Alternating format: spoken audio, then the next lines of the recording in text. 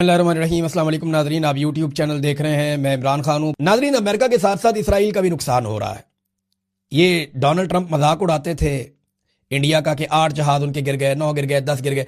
तो economic times ने लिखा कि डोनाल्ड ट्रंप भारत को कहते थे कि उनके 8 जहाज गिर गए, तो उधर 3 हफ्ते के बाद अमेरिका के अपने 16 जहाज मुख्तलिफ रिपोर्ट्स के मुताबिक गिर चुके हैं।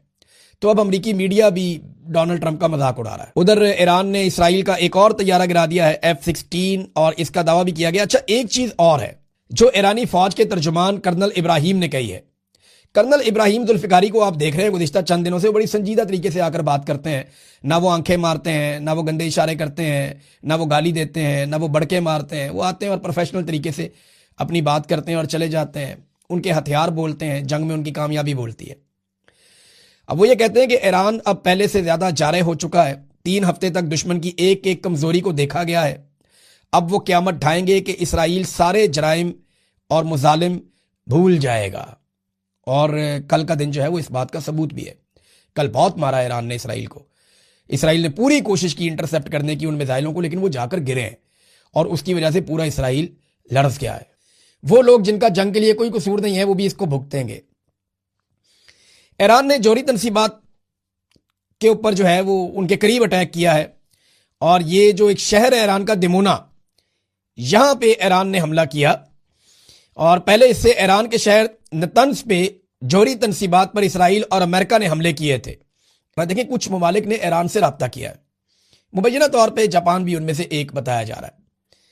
उन ममालिक ने ईरान को यकीन दिलाया कि आप आबनाए हुर्मत से हमारा तेल गुजरने दें, हमारे ऑयल टैंकर आप जानने दें, हम आपकी शर्त के मुताबिक चाइनीज करेंसी के अंदर पेमेंट कर देते हैं। अब ये ट्रिलियंस ऑफ डॉलर्स का अमेरिका का सालाना नुकसान हो जाएगा अगर ये ट्रेंड चल पड़ा दुनिया में। तो ये है अमेरिका की परेशानी। एक कहावत है ना उर्दू में, खाया पिया कुछ नहीं, गिलास तोड़ा 12 ने। तो अमेरिका को लेने के देने पड़ जाएंगे, ये भी कहावत है। वो कैसे? देखें, ये तो जंग लड़ने गए थे मफाद के लिए, अपने फायदे के लिए कि अरबों डॉलर कमा लेंगे दोबारा से, और इसराइल हमेशा के लिए महफूज भी हो जाएगा।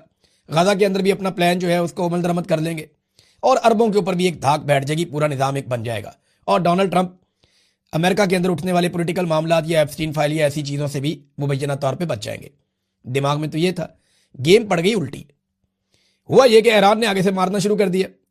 और अब जो ईरान ने शर्त रखी है, अगर इस शर्त के ऊपर बाकी ममालिक आ जाते हैं और आपने हुर्मस नहीं खुलती, यानी वो नॉर्मलाइज करते हैं, ठीक है जी, आप चीनी करेंसी के अंदर पैसा दें, हमें उसकी आप इनवाइस दिखाएं कि आपने चाइनीज करेंसी के अंदर पेमेंट कर दी है, ले जाएं, आप ले जाएं अपने टैंकर्स, आपको नहीं रोका जाएगा। अगर ईरान ये करने में कामयाब हो गया तो ये ट्रेंड चल पड़ेगा। फिर रशिया जो है वो अपनी करेंसी के अंदर पेमेंट करवाएगा, चाइना अपनी करेंसी के अंदर पेमेंट करवाएगा, और आहिस्ता आहिस्ता यूरो के अंदर पेमेंट होगी, बाकी तो डॉलर नीचे जाए। डॉलर अगर नीचे चला गया आलमी सतह के ऊपर, या डॉलर के अंदर या पेट्रो डॉलर की जो टर्मिनोलॉजी है ये अगर इफेक्ट हो गई, तो फिर अमेरिका का जो सुपर पावर का स्टेटस है वो खतरे में पड़ जाएगा। एक नया वर्ल्ड ऑर्डर आ जाएगा। अकेला पहलवान बना हुआ ना, तो डॉलर चला रहा है पूरी दुनिया को। तो यहां पे ये खतरा है जिस वजह से डोनाल्ड ट्रंप की फ्रस्ट्रेशन बढ़ती जा रही है। वो कह रहे हैं जी 48 घंटे का अल्टीमेटम दे रहा हूं, खोलो, नहीं तो तबाही फेर देंगे। ईरान ने कहा तबाही फेरो, हम भी तबाही फेर देंगे। ये है जनाब अब तक की सूरत हाल, और ये तबाही ऐसा लगता है कि फिर जाएगी। अब ये मामला हल होता हुआ दिखाई नहीं दे रहा। वजह यह है कि सऊदी अरब ने 24 घंटों के अंदर अंदर अल्टीमेटम दिया है ईरानी सफारतकारों को कि हमारा मुल्क छोड़कर चले जाओ। अब यहां से आप अंदाजा लगा सकते हैं कि सूरत हाल कितनी कशीदा है। सऊदी अरब ने ईरानी सफीरों को कहा कि नापसंदीदा शख्सियात निकले हमारे मुल्क में से बाहर। और साथ ही साथ एक इत्तेहाद हुआ है इसराइली मीडिया में, बहरीन के मीडिया में और यूएई के मीडिया में। उनका चैनल 12 है और यहां पे भी चैनल हैं। इन्होंने मिलकर एक आपस में इत्तेहाद भी किया है, यानी मीडिया का भी एक नॉर्मलाइजेशन हुई है, एक दूसरे को तस्लीम करके इकट्ठे काम करना शुरू किया है। ये भी हो गया। दूसरी तरफ अरब अमारात जो है वो भी ये इंदिया दे रहा है, और सऊदी अरब से भी ये खबरें आ रही हैं कि अब बाकायदा एलानिया तौर पे यहाँ पे अमेरिकन को ऑपरेशंस की इजाज़त दी जाएगी कि यहाँ से ऑपरेट कर सके, क्योंकि ईरान हमारे ऊपर अटैक करता है, उनका ये कहना है। तुर्की जो है उसके भी स्टेटमेंट्स थोड़े थोड़े से अब बदले हुए दिखाई दे रहे हैं। तो ऐसा लगता है कि अरब ममालिक से अब ईरान के ऊपर अटैक होगा और पाकिस्तान को इस लड़ाई में उतरना पड़ जाएगा। पड़ क्या जाएगा पाकिस्तान की, तो ऐसा लगता है ख्वाहिश है कि वो इस लड़ाई में उतर जाए, क्योंकि जहां डॉलर वहां पे हमारी लड़ाई होती है।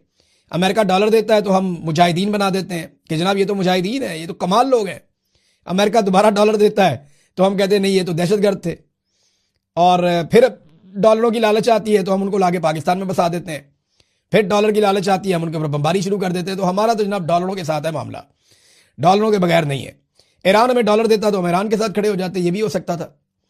लेकिन अभी एक अजीब ट्रेंड पाकिस्तान में मैंने देखा कि कल क्योंकि ईद का दिन था तो ईद के दिन ईद की नमाज पढ़ाई उलमा इकराम ने, तो पाकिस्तान भर की मसाजिद से ये बात रिपोर्ट हुई और हर जगह से दोस्तों ने बताया कि पूरे पाकिस्तान में मसाजिद में उलमा इकराम ने ईरान की फतह के लिए दुआएं मांगी हैं, ईरानी कौम के लिए दुआएं मांगी हैं और ईरान के हक में दुआएं मांगी है पूरे पाकिस्तान की मसाजिद में उलमा इकराम ने।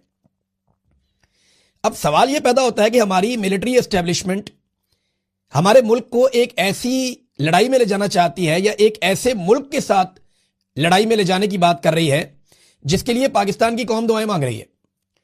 यानी अगर पाकिस्तान ईरान के साथ लड़ा या ईरान के खिलाफ लड़ा तो यानी पाकिस्तान न्यूट्रल भी रह सकता है ना इस लड़ाई में। दोनों बरादर इस्लामी मुल्क हैं, ठीक है, आप दोनों आपस में ना लड़े, हम ये कह सकते हैं, हम सालसी का किरदार अदा कर सकते हैं, वो तो सबसे अच्छा है।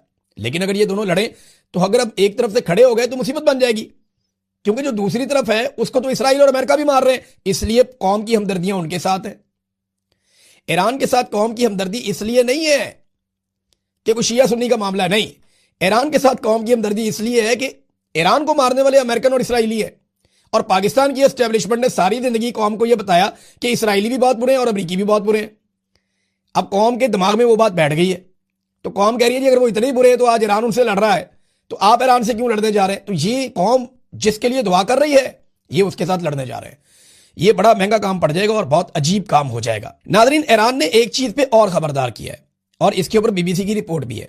ईरान ने कहा कि अगर अमेरिका ने खार्क जजीरे के ऊपर हमला किया तो ईरान बहराए अहमर और आबनाए बादल मंदब इन दोनों को भी गैर मुस्तहकम कर सकता है। अब ये बहराए अहमर कौन सा है? ये रेड सी है, ये बाब मंदब से आगे ऊपर जहां पे नहर स्वेद है ये वहां तक का इलाका है समंदर का। और इसको ईरान कैसे गैर मुस्तहकम कर सकता है? यहां पे देखें सिक्योरिटी के कुछ एरियाज बने हुए हैं, उनको ईरान मिसाइलों से निशाना बना सकता है। और जो हौसी हैं वो क्योंकि यमन के हौसी ईरान को सपोर्ट करते हैं तो वो भी यहाँ पे एक बदअमनी पैदा कर सकते हैं। तो तेल की तिजारत मजीद मुतासिर हो जाएगी कि जो अल्टरनेटिव थोड़ा बहुत तेल निकलता है या कोई उनका है बंदोबस्त वो भी खत्म हो जाएगा। तो ईरान ने यह कहा कि अगर अब ये किया गया तो फिर इसके नतीजे में हमारा रद्द अमल ये होगा। एक और चीज जो ईरान के स्पीकर ने की, कालीबाफ, उन्होंने जो स्टेटमेंट दिया, उन्होंने कहा जी इसराइल की फिजा अब दिफा के बगैर है, यानी ये दफाई निज़ाम था उनका, फिजाई दफाई निज़ाम, वो अब बहुत कमज़ोर है, ख़त्म हो गया। तो जो पहले से तयशुदा अहदाफ हैं उनको निशाना बनाने का वक्त अब आ चुका है, ये जनाब उन्होंने कहा कालीबाफ ने। तो ईरान के लिए अब वो टारगेट ईजी हैं जो कल तक बहुत मुश्किल थे। एक और खबर है नादरीन, और ये बड़ी अहम खबर है। ये दावा किया गया कि 4000 मील दूर ईरानी मिसाइलों ने जाकर एक अटैक किया है और ये जो अटैक किया है ये अटैक डिएगो गार्सिया के इलाके में किया है। वहां पे एक जजीरा है जो बरतानिया का है। अच्छा, इसके बाद ना फौरी तौर पे ये खबर इसराइली मीडिया ने उठाई और कुछ अमरीकी मीडिया ने खबर उठाई और अरब मीडिया ने भी ये खबर उठाई कि जनाब ईरान की बहुत ज़्यादा हद बढ़ गई है और इनकी रेंज बहुत ज़्यादा है इनके मिसाइलों की, ये पूरे यूरोप को भी तबाह कर सकते हैं।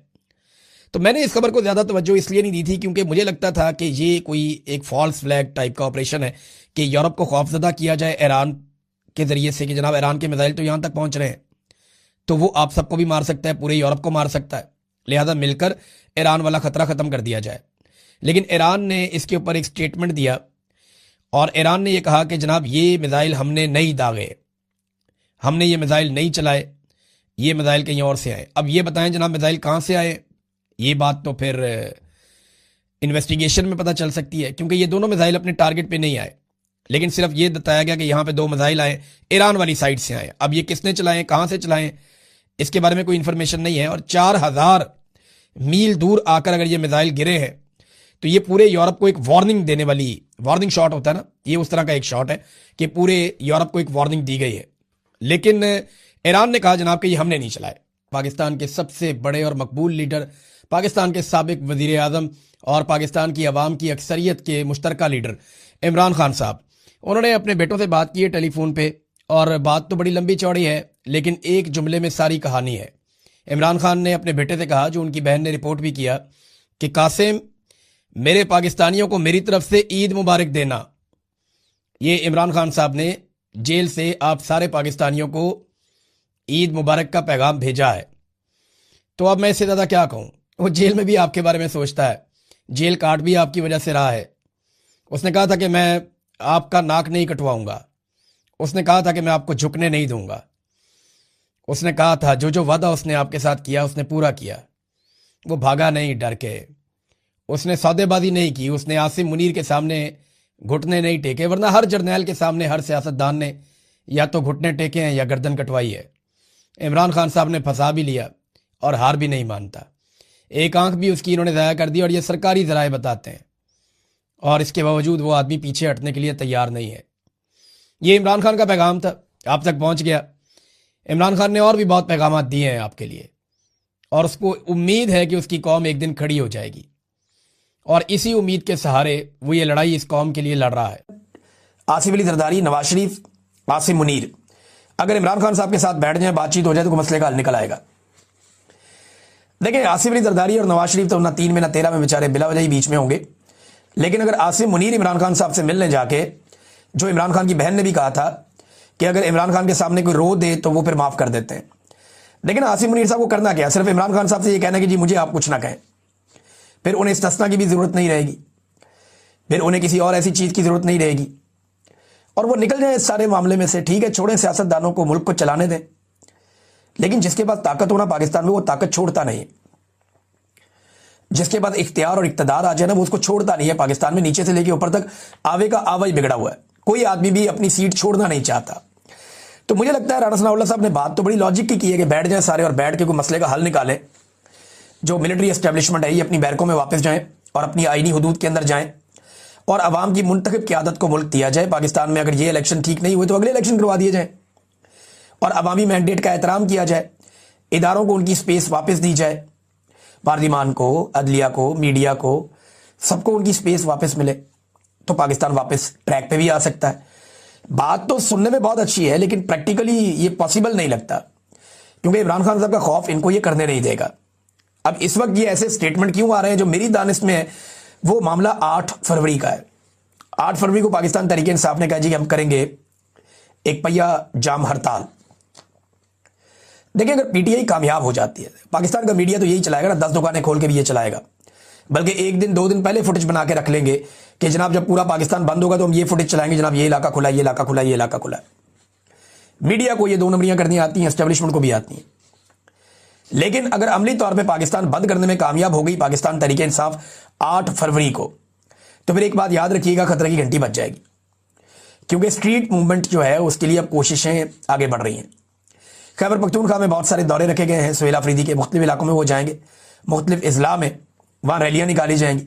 एक मोटिवेशन जो है वो अब शुरू की जाएगी, और स्टूडेंट्स को बहुत अहम रोल मिलने वाला है आने वाले दिनों में। तो आप देखेंगे कि स्ट्रीट मूवमेंट आगे की तरफ बढ़ेगी। नंबर 2, 9 तारीख को जुमे वाले दिन अब ये खैबर पख्तूनख्वा से वजीर आला उठेंगे और अपने साथियों के साथ सिंध जाएंगे। कराची में बड़ी गहमा गहमी है, इसके ऊपर मूवमेंट शुरू हो गई है, और कराची में बड़े अरसे के बाद पाकिस्तान तहरीक इंसाफ का कोई रहनुमा इस तरीके से मुतहर्रिक होने जा रहा है। तो कराची ने पहले भी बड़े बड़े इज्तिमा किए हैं, कराची ने पहले भी बड़ी ज़बरदस्त पैगाम दिया है हर मौके के ऊपर। तो यहां आप देखते हैं कि कराची किस तरह से रिस्पॉन्ड करता है। तो 8 फरवरी की फिक्र है, स्ट्रीट मूवमेंट की फिक्र है, और जब भी इन्हें फिक्र होती है ये इसी किस्म का कोई स्टेटमेंट दे देते हैं। लेकिन नया साल आया नादरीन, सब एक दूसरे को मुबारकबाद दे रहे हैं। पाकिस्तान में लोग रात भर नाच गा रहे थे सड़कों पे, ऐसे जैसे पाकिस्तान की तरक्की का सफर रुक ही नहीं रहा। यानी ऐसे नाच गा रहे थे जैसे लोग इंटरटेनमेंट के बेचारे तरसे हुए हैं, सुख का सांस ही कोई नहीं है। तो जब उन्हें मौका मिलता है वो बाहर निकलते हैं, अपने लाउड एक्सप्रेशन शो करते हैं, नाच रहे थे, गा रहे थे। लेकिन क्या हम वो कर रहे थे जो इस्तांबुल में हो रहा था? यानी जब लाहौर की और मरी की सड़कों पे और बाकी शहरों की सड़कों पे लोग नाच गा रहे थे ना, तो उस वक्त इस्तांबुल में तैयारी हो रही थी गजा के साथ इजहार यकजहती की। 5.25 लाख लोग निकले इस्तांबुल में, और उन्होंने दुआ भी की, इजहार यकजहती किया गजा के अपने फ़लस्तीनी भाइयों के साथ। लेकिन पाकिस्तान में कॉन्सर्ट हो रहे थे, नाच गाने हो रहे थे।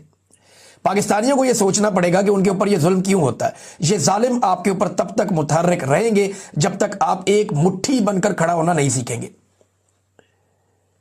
गानों पे झूमने से बेहतर है कि आप एक दफा दमादम मस्त कलंदर करें और अपना हक मांगें, क्योंकि आपके हक के लिए सिर्फ लीडर की जिम्मेदारी नहीं है कि वो लड़े। कभी नवाज शरीफ लड़े, कभी बेनजीर लड़े, कभी जुल्फिकार दी भुट्टो लड़े, कभी कोई और लड़े, आज इमरान खान लड़ रहा है वो लड़ाई। आपको खुद अपनी लड़ाई लड़नी पड़ेगी, आपको खड़े होना पड़ेगा। पाकिस्तानी जब तक खड़े नहीं होंगे तब तक लीडर जितनी मर्जी कुर्बानियां देते रहे, पाकिस्तान आगे नहीं बढ़ेगा।